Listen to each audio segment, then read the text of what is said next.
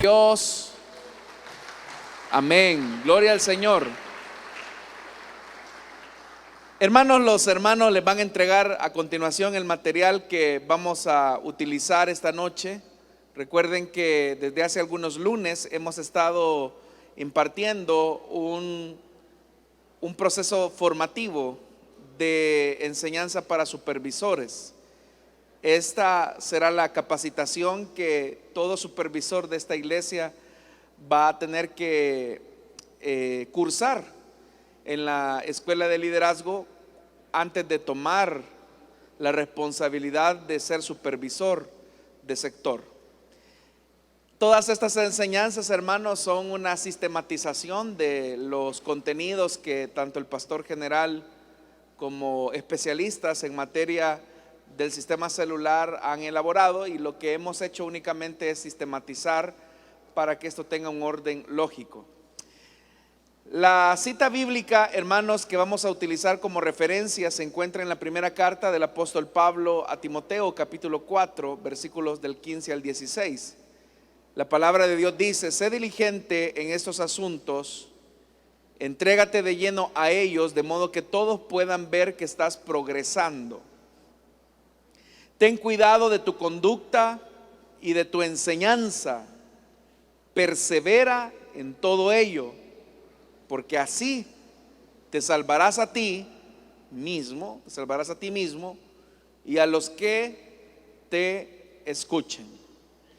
Bueno, vamos a hablar esta noche, hermanos, acerca de la supervisión, pero específicamente haciéndonos una pregunta. Y la pregunta es: ¿cómo dirigen los supervisores? ¿Cómo dirigen los supervisores? Estamos más que claros, hermanos y hermanas, que los supervisores en realidad son líderes de líderes. Y lo más importante es que estos líderes que están bajo la responsabilidad del supervisor están buscando en el supervisor un líder saludable, no perfecto, que no cometa errores, sino que un líder saludable, alguien que sea un referente, un modelo en el trabajo celular. Entonces los supervisores, hermanos y hermanas, deben de ser líderes de líderes que se conviertan en referentes para su equipo de trabajo. Esta posición de los supervisores es un privilegio, pero a la vez que es un privilegio, también es una responsabilidad el de saber dirigir adecuadamente a ese equipo de trabajo para alcanzar las metas y que como equipo celular puedan desarrollar lo que se conoce como una visión compartida. En realidad, hermanos, todos acá tenemos una visión compartida como iglesia, que es la gran comisión. Es decir, la razón de nuestro esfuerzo, la razón de nuestro trabajo, la razón de por qué hacemos lo que hacemos, es porque como discípulos de Jesús queremos obedecer el mandamiento de ir y hacer de cada una de las personas a las que evangelizamos discípulos de Jesucristo. Esa es la gran comisión y esa es la responsabilidad. Obviamente que el supervisor tiene entonces la tarea de capacitar, de entrenar y también de dirigir. Como el supervisor es un líder de equipo, es como el entrenador, hermanos, es como el coach, si lo queremos ver en esos términos un poco modernos y técnicos. El supervisor es el que está animando a su equipo.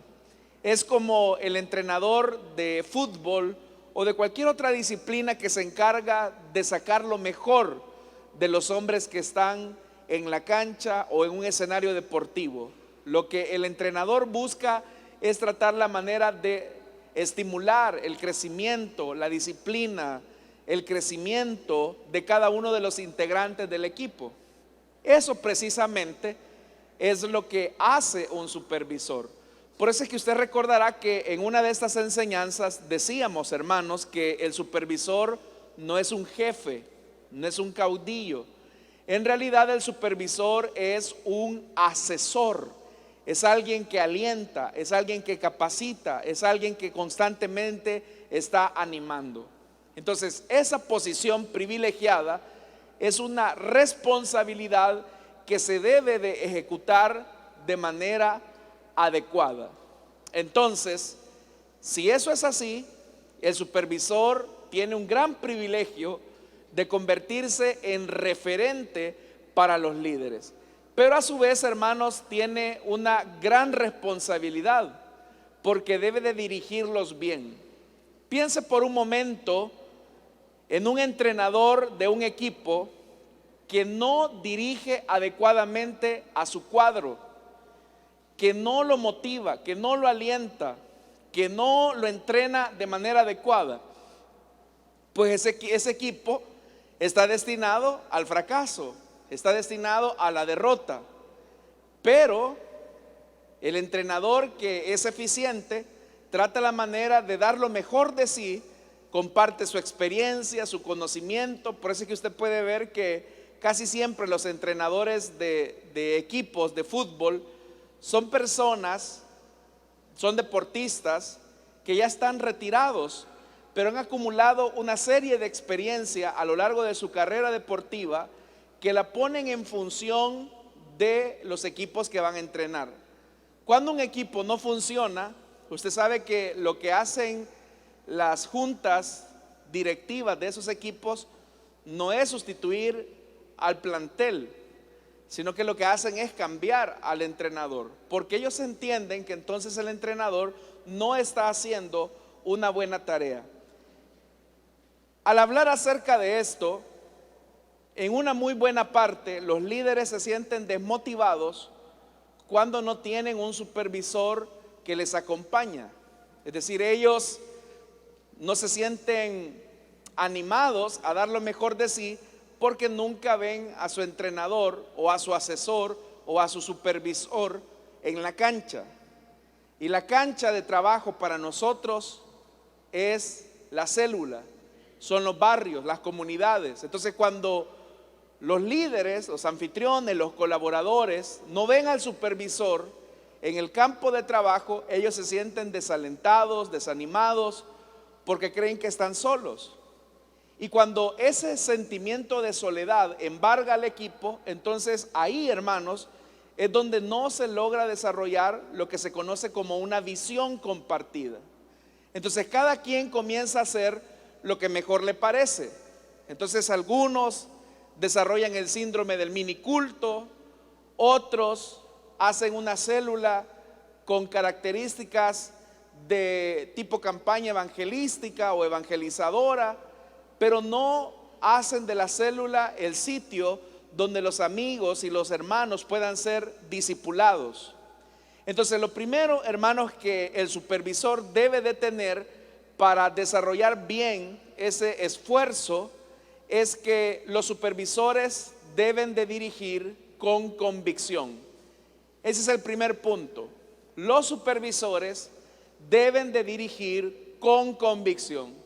Si hay algo, hermanos y hermanas, que hace importante el trabajo del supervisor, es que ellos tengan la seguridad o la certeza de lo que están haciendo. Se imagina, hermanos, que de repente usted se embarque en un barco, valga la redundancia, y el plan de viaje está trazado para una semana. Pero resulta ser que el capitán de ese barco ya se tardó más de una semana y no llegamos a puerto seguro. Los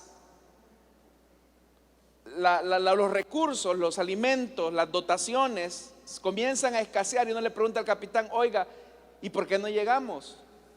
Y de repente el capitán le dice a usted: es que desde hace 4 días no sé para dónde vamos.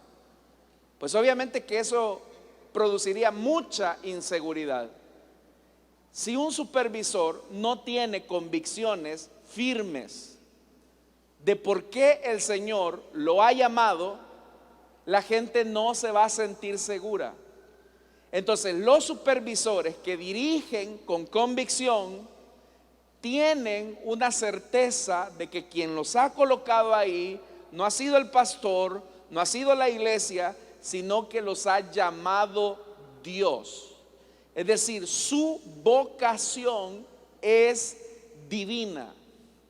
Cuando yo entiendo que quien me ha colocado en una posición es Dios, llueve, tiemble, la gente esté desanimada, la gente esté con entusiasmo, mi llamado es lo que me va a sostener. ¿Qué hace que un supervisor se mantenga y persevere en la adversidad? Su llamado. Y el llamado solamente es posible cuando se tiene convicción.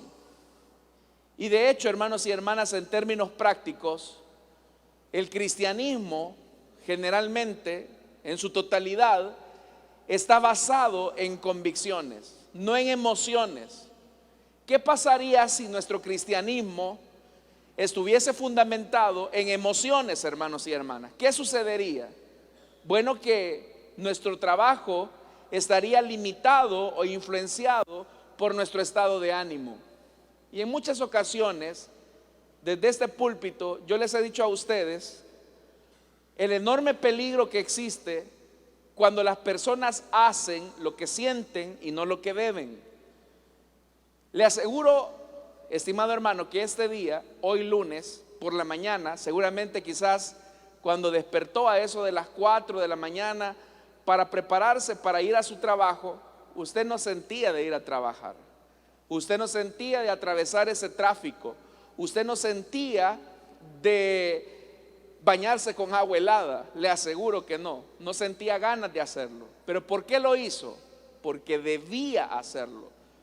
Sabe que tiene un compromiso con su familia, sabe que tiene un compromiso con los seres que dependen de usted, y eso lo motivó. Esa es una convicción. Las personas que se levantan a trabajar a pesar de todo es porque tienen convicción de que la vida hay que seguir adelante y la vida no se construye sola. Lo mismo ocurre con el supervisor. ¿Se imagina que un supervisor de repente se levante un día sábado y diga: es que no tengo ganas de ir al sector ahora, es que van a pasar el partido hoy, más que estamos en pleno mundial, así que les voy a decir a los hermanos que tengo COVID para que me toleren la excusa, ¿verdad? Ese es un supervisor que no tiene convicción, y ese es un supervisor que no tiene un llamado de parte de Dios. Y lo que es peor, su cristianismo deja mucho que desear, porque nuestro cristianismo va madurando en la medida en que tenemos convicción. Entonces, ¿qué necesitamos de un supervisor? ¿Qué necesitamos de alguien a quien le vamos a dar la responsabilidad de entrenar, de capacitar, de animar y de formar un equipo celular? ¿Qué necesitamos? Que cuando el supervisor entra a la cancha, más vale que entre con pasión. Pasión por la verdad. Si no entra seguro, ¿qué pasa si un supervisor no entra seguro? Le va a meter inseguridad al equipo.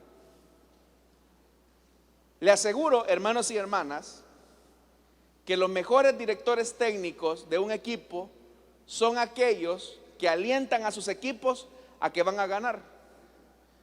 Pero ¿qué pasa si el entrenador dice: es que no sé, hermano, si esto vaya a funcionar, a lo mejor se dé, quizás no, es que la gente no quiere, es que la gente está dura? Esa actitud se impregna, es contagiosa. Pero si un supervisor tiene convicción, usted lo va a notar en algo. Fíjese algo, hermano, esto es importante lo que le voy a decir. Las convicciones no se ven a primera vista.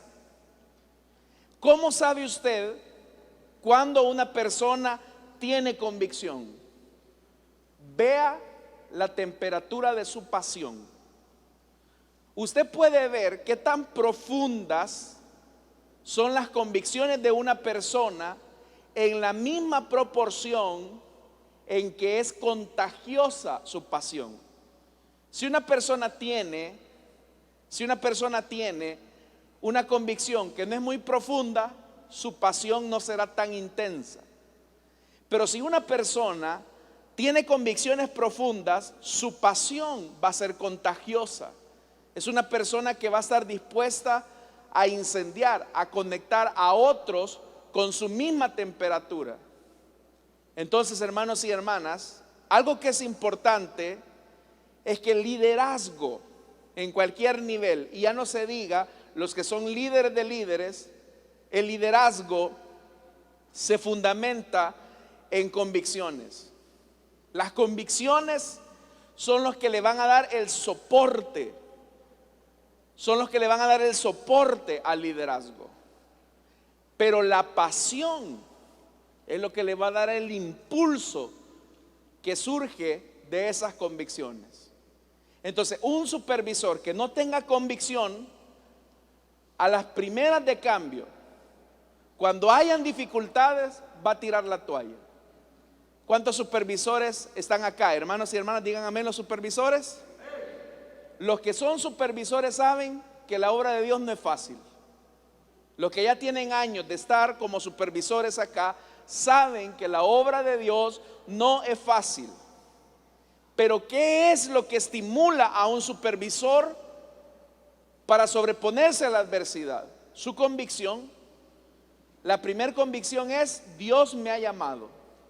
Pero como eso no se ve, eso está adentro, la única forma en que yo puedo ver la convicción de una persona es a través de su pasión, de su intensidad, de cómo él entra a la cancha, de cómo él va a jugar. Ahí yo lo voy a ver. ¿Se imagina, hermanos y hermanas, que un jugador de fútbol diga: no es que yo sé que he nacido para ser un buen jugador de fútbol, pero no se entrena, llega tarde a los entrenamientos, cuando llega no se capacita, y cuando va a jugar a la cancha, ay, ya me van a poner a jugar? No, hombre. ¿Qué es lo que más pasa, hermanos, en los juegos de fútbol, especialmente con nuestros muchachos? Yo lo he visto. Cuando de repente el director le dice: hey, vas para afuera, va a entrar fulano. No, hombre, si un poquito de tiempo me ha dejado jugar. Cuando él dice eso, está demostrando que tiene pasión por lo que está haciendo. Entonces, el que tiene pasión de repente dice: hey, vas a entrar. Hey, ya rato estaba esperando. Y entra a jugar con todo, porque sabe que ha nacido para eso. Eso, hermanos y hermanas, como un tema analógico. ¿Qué pasaría, hermano supervisor? ¿Qué pasaría si de repente a usted le dicen que ya no va a servir? ¿Cuánto nos deprimiríamos? Yo sería uno, porque nuestra vida es servir al Señor en lo que sea. Entonces, la convicción de un supervisor es determinante. Entonces, ¿cómo dirige el supervisor? Dirige con convicción. Sabe que Dios lo ha llamado y sabe que esa convicción se traduce en pasión. O sea, el supervisor llega con optimismo, con esperanza. El supervisor llega, hermanos, a inyectar fe a la gente. Y eso no significa que el supervisor sea de hierro, no, sino que lo que lo sostiene es su convicción. Dicen amén, hermanos. Entonces, segundo elemento, los supervisores dirigen con el ejemplo.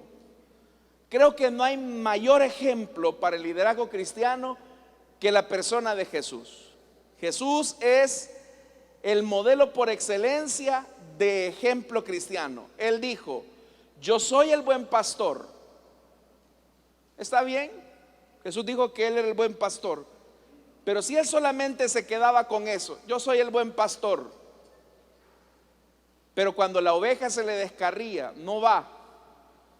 Pero cuando la oveja se enferma, no está con Él. Pero cuando la oveja se siente mal, no lo fortalece. Yo no creería que Jesús es el buen pastor. Pastores habían muchos, hermanos.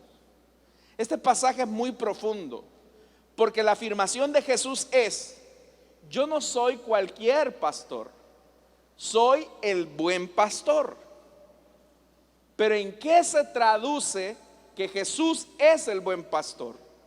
¿En qué se nota que Jesús es el buen pastor? ¿En qué se nota? Ahí lo dice. ¿Cuál es la evidencia de que yo soy un buen pastor? ¿Cuál es la evidencia, hermanos? Correcto, que da la vida por sus ovejas. Lo que determina que Jesús es un buen pastor, no es un pastor cualquiera, es que Él dio su vida por las ovejas. Entonces, ¿qué determina, hermanos y hermanas, qué determina que un supervisor dirige con el ejemplo? En ese pasaje que hemos leído, como ya le dije, hay una definición de lo que es ser un líder cristiano. Porque un líder cristiano es aquel que actúa como un pastor para aquellas ovejas que están bajo su cuidado. Es verdad, hermanos y hermanas, que en esta iglesia somos pocos los que desarrollamos tareas ministeriales reconocidas dentro de esta congregación, porque nos dedicamos a tiempo completo a ello. Pero en términos prácticos, el supervisor desarrolla una labor pastoral, porque tiene bajo su responsabilidad el cuidado de las personas a quien Dios le ha delegado. Supervisores hay. La pregunta sería: ¿tú eres un buen supervisor? ¿Serías tú capaz de decir: yo soy el buen supervisor, y como buen supervisor soy capaz de dar mi vida por mi gente, de estar ahí con ellos cuando me necesitan, de que si me avisan que un miembro de la célula se enfermó, lo voy a ir a visitar con el líder, que si me doy cuenta que un pariente cercano al líder falleció, voy a tratar la manera de acompañarlo en su momento de dolor ante la pérdida irreparable de ese familiar? ¿Estaré yo ahí cuando ellos me necesiten? Porque muchas veces, hermanos y hermanas, vemos solamente la supervisión como un privilegio o como una posición. Pero a fuerza de ser sincero, cada vez que Dios coloca a una persona para que se convierta en líder de otro grupo, es porque Dios le está otorgando una posición de servicio. Entonces es fundamental que los supervisores dirijan sus equipos celulares con el ejemplo. ¿Y de qué debe de ser ejemplo el supervisor? De humildad, de amor. Debe de entender el supervisor que él está ejerciendo una labor ministerial, y ministerio lo que significa es servicio. No está desarrollando una labor administrativa, sino una labor ministerial, algo que va más allá de los números, algo que va más allá de los resultados, algo que va más allá de lo que se hace. La labor tiene que ver con las personas. Entonces, aquellos a quienes Dios designa como líderes o como supervisores, no están llamados a ser monarcas gobernantes, mini reyes. Los supervisores, los líderes, los pastores, todos los que estamos sirviendo al Señor, hemos sido llamados a ser esclavos humildes. Esclavos humildes. No somos llamados a ser bellas celebridades en medio de la gente, sino siervos laboriosos. Lamentablemente, cuando usted escucha la palabra siervo, muchas veces se nos infla el ego. Pero en realidad, hermanos, ¿un siervo qué es? ¿Qué es un siervo? Es un esclavo, correcto. Entonces, cada vez que a usted le digan: ahí viene la sierva, ¿qué le están diciendo? ¿Qué le están diciendo? Ahí viene la esclava. Ahí viene el siervo, ¿qué le están diciendo? Ahí viene el esclavo. Y usted sabe que esto en el mundo es tan chocante porque no, yo no voy a ser esclavo de nadie. Bueno, en el mundo incluso hasta hay una frase peyorativa sobre esto. Pero ¿por qué? Porque vemos el servicio como algo humillante, pero en realidad no lo es. Jesús colocó los valores en otro nivel y Él dijo: el que de entre ustedes quiera ser el mayor deberá ser ¿qué? El servidor de todos ustedes. Entonces Jesús, hermanos y hermanas, nos está invitando a que dirijamos con el ejemplo. Aquellos que van a ser líderes de líderes, líderes de un grupo pequeño, son llamados a ejemplificar el sacrificio, la dedicación, la sumisión, la humildad. Y como ya le dije, Jesús es el mayor ejemplo de una persona que utilizó su posición para servir a los demás. En el Evangelio de Juan, capítulo número 13, se nos da, hermanos y hermanas, una bendición de ejemplo muy clara. Y en Juan capítulo 13 se nos habla que Jesús le lavó los pies a los discípulos. Yo le hago una pregunta, hermano, con todo el respeto que usted me merece. ¿Y qué pasaría si de repente nos pusieran a lavar los pies? Espero que no me huela mal el pie. Pero ¿qué pasaría si de repente nos pusieran a lavar los pies de las personas que tenemos a nuestro lado? ¿Qué pasaría? ¿Quiénes lo hiciéramos? Traigan los guacales, por favor, aquí están, aquí atrás. Yo creo que a muchos nos costaría, porque tenemos la idea de que no es para eso lo que hemos sido llamados. Pero si Jesús, hermanos y hermanas, siendo el Dios del universo, nos dio ese ejemplo de humildad, es porque quería darle una lección importante. Yo no les voy a pedir a ustedes, discípulos, que hagan algo que yo no estoy dispuesto a hacer. Eso es lo que también ocurre con nosotros como supervisores. No podemos pedirle a la gente que hagan algo que usted y yo no estamos dispuestos a hacer. ¿Cómo le vamos a pedir a las personas que, por ejemplo, traten bien a los miembros de la célula cuando en nuestro trato a los líderes somos toscos? ¿Cómo le vamos a pedir a la gente, por ejemplo, que se congregue y nosotros no nos congregamos? ¿Cómo le vamos a decir nosotros a la gente: hey, hermano, no falte la reunión de Inspira de los días lunes, y no vemos al supervisor?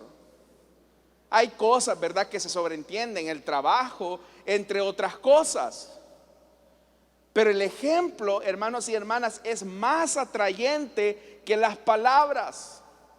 Entonces, los supervisores dirigen con el ejemplo. Tercer elemento que es importante: los supervisores dirigen con amor y corrigen con mansedumbre. Dirigen con amor y corrigen con mansedumbre. En el libro de Ezequiel se nos habla del gran pastor de Israel, el gran pastor de Israel prometido, que venía a vendar a la perniquebrada y a fortalecer la débil. ¿Qué hace de Jesús un gran pastor? Que esa oveja perniquebrada no la termina de quebrar y esta oveja ya no sirve. De todas formas, ya me está dando más crías la oveja. Nuestra oveja toda enferma, a la basura, ya matémosla y ya no sirve. Ya tengo más. No. El gran pastor tiene paciencia con la perniquebrada, tiene paciencia con la débil. Quiero que usted entienda algo, hermano supervisor, hermana supervisora. Las personas que están bajo su responsabilidad no son personas perfectas, si no, no estuvieran en el evangelio, no estuvieran en la iglesia. Las personas que están bajo nuestro cuidado son personas lastimadas, heridas, dañadas, son enfermos espirituales. Esos son las personas que conforman nuestras iglesias. ¿Qué se necesita entonces frente a un pueblo que está herido, lastimado, gente que no es perfecta, gente rota? ¿Qué se necesita? Lo que Jesús tuvo cuando vio a Israel. Dice que Él las observó, tuvo compasión porque las vio como ovejas que no tenían pastor. Entonces lo que la gente necesita es que usted como supervisor lo dirija, pero no con garrote, no siendo tosco, no siendo maleducado, sino que los dirija con amor. Incluso nuestra corrección deberá de ser paciente, deberá de ser, hermanos y hermanas, tolerante. La palabra dicha como conviene, dice la Escritura. Usted puede decirle la verdad a una persona, pero decírsela en amor. Hay gente que dice: no es que yo no tengo pelos en la lengua, yo le digo a la gente lo que pienso. Eso es, hermanos y hermanas, ser un maleducado. Entonces, usted como supervisor tiene un callado para corregir, pero también para motivar. Hermano líder, me estoy dando cuenta que usted está haciendo la célula de más de una hora. Yo le motivo para que trate la manera de no sobrepasarse del límite de tiempo. Hermanos líder, yo noté que usted trató un poco tosco a su asistente, lo avergonzó. Yo lo motivo para que cambie esto. Pero ¿cómo lo debe de hacer el supervisor? Porque una de las tareas del supervisor es corregir a la gente. Una de las tareas del supervisor es corregir a líderes, anfitriones, pero ya lo dijimos, lo debe de hacer con el ejemplo, pero también lo debe de hacer con mansedumbre. Debe de ser manso en la forma en cómo va a corregir, y debe tratar la manera de que en el sector nos apeguemos todos a la visión de trabajo, a la visión de la iglesia. Entonces los supervisores dirigen con amor y corrigen con mansedumbre. Habrán ocasiones en que va a tener que corregir, pero yo siempre les he dicho a ustedes, hermanos, un principio que es fundamental: elogios son en público, amonestaciones son en privado. Ese es un principio básico. Elogios son en público. Quiero felicitar, hermanos, a la lideresa, a la hermana menganita de tal. Este sábado tuvo 2 conversiones. Felicidades a su grupo, hermana. Pero las observaciones, las amonestaciones son en privado. Hermana anfitriona, me regala un momento, por favor. Noté el sábado de la semana pasada que usted encendió la luz de su casa, ya justamente cuando era la célula. Pero antes de eso, hermana, yo pasé media hora antes y vi su casa cerrada y a oscuras. No le damos una impresión a las personas que usted se siente bien de recibir a los hermanos y a los amigos. ¿Será posible, hermana anfitriona, que encienda la luz de su casa media hora antes de que comience la célula y que tenga abiertas las puertas de su casa con mansedumbre? Un cuarto elemento: los supervisores dirigen con motivación y expectativa. Fíjese que es bien interesante el origen etimológico de la palabra motivación, porque la palabra motivación está compuesta por el latín motivus, que significa movimiento, y el sufijo habla de acción y efecto. Es decir, motivar a alguien, hermanos, en sentido general, es crear un entorno para que esa persona pueda alcanzar sus objetivos. Entonces, ¿cómo motivan los supervisores? No lo hacen con sarcasmo, No lo hacen, hermanos y hermanas, con indiferencia. Así no se motiva a nadie. La motivación se construye creando entornos o ambientes para que las personas puedan desarrollar el cumplimiento de la gran comisión como discípulos de Jesús. Es tratar la manera de capitalizar el esfuerzo, la energía de cada uno de ellos para la visión compartida que se tiene como equipo. Entonces, como supervisor, los supervisores dirigen con motivación. Cuando la gente está motivada, es decir, cuando el supervisor lo que hace es motivar, está animando, es como el entrenador que desde el banquillo le dice a sus jugadores: hey equipo, ánimo, ánimo, hey allá, dale, vamos, arriba, se puede. Así como el entrenador de un equipo está motivando, está animando. Pero ¿qué pasaría si de repente el director técnico, hermano, qué pasaría si el director técnico de un equipo desde el banquillo les comienza a decir: inútiles, por gusto, aguacate, movete? ¿Creen que eso motivaría al jugador que está en la cancha? Obviamente que no. Mano aguada. O sea, no sé, ¿verdad? Eso no motivaría. Entonces, ¿qué sucede, hermano supervisor? Y después no se queje. ¿Qué sucede si las reuniones de planificación de los días jueves, cuando usted se reúne con su equipo, usted solamente ocupa esas reuniones para que la gente salga desmotivada de esas reuniones? El siguiente jueves no le van a llegar. Porque ¿quién va a querer estar con una persona a quien le están diciendo toda la vida que no sirve, que por gusto, que mejor renuncie? Y ese es el amor que le tiene al Señor, aguado, irresponsable. Ay Dios, si Cristo hubiera sido como usted, en el infierno estaríamos. No, hombre, hermano. O sea, esa no es motivación, esa es desmotivación y no crea un ambiente de trabajo. Entonces, de ahí la importancia, hermanos y hermanas, de que sepamos motivar. ¿Por qué razón? Porque cuando motivamos de manera adecuada, desarrollamos una visión compartida. Cuando yo genero un entorno donde las personas se sienten bien, las personas se sienten parte del equipo. Se sienten parte del equipo. Pero lo que es más, eso genera expectativa de lo que se puede hacer. La gente comienza a creer y a decir: bueno, sí lo podemos lograr, sí lo podemos alcanzar. Hay metas, hay retos como sector. Nunca hemos hecho esto, pero lo podemos hacer.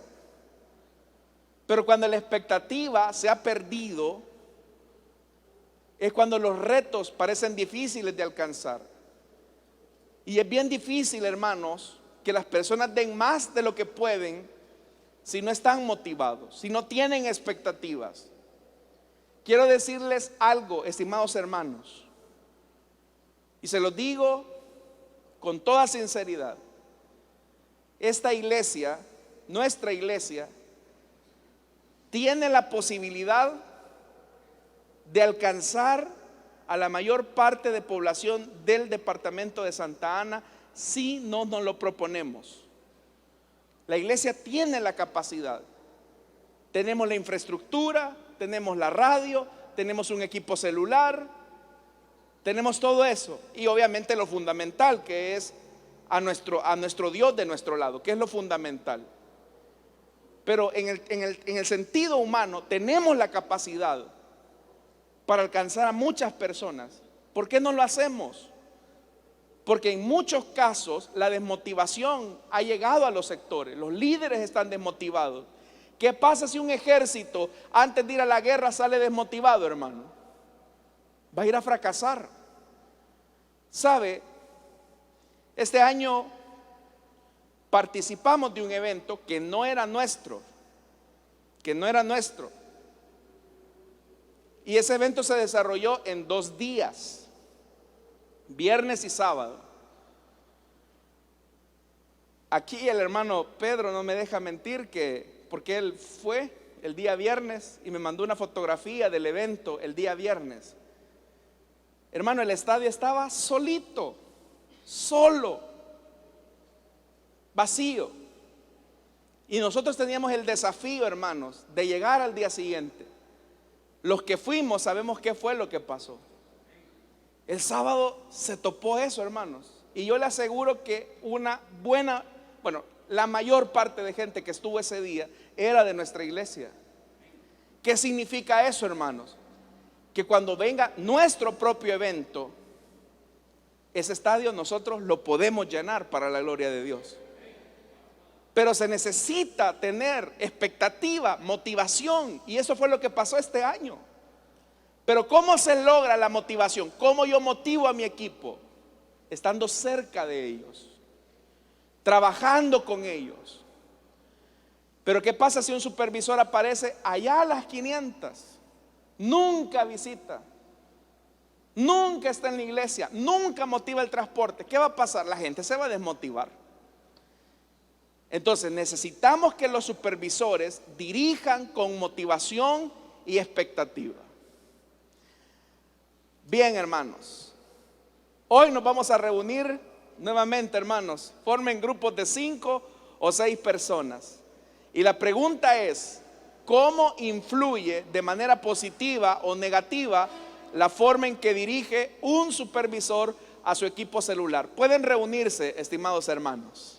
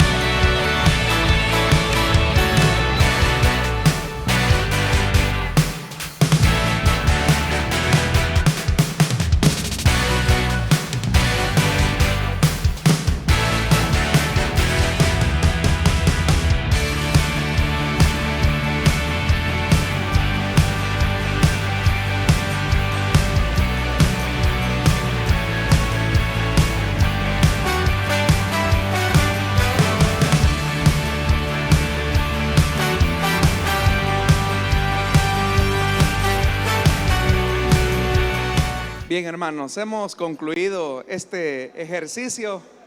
Les invito para que se puedan poner en sus posiciones nuevamente. Bien, quiero invitar a los hermanos servidores a que puedan pasar. Vamos a orar en esta ocasión por las ofrendas y nuestros diezmos. Y vamos a orar, hermanos. Padre que estás en los cielos, te damos las gracias, Señor, por esta oportunidad que nos has concedido de estar delante de ti.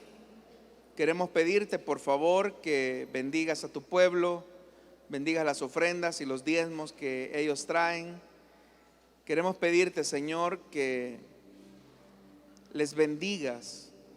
Ellos se esfuerzan mucho, pero sabemos que tú eres un Dios que honra a los que te honran. Así que bendice a tu pueblo en Cristo Jesús. Amén y amén. Pueden pasar nuestros hermanos, solamente darles algún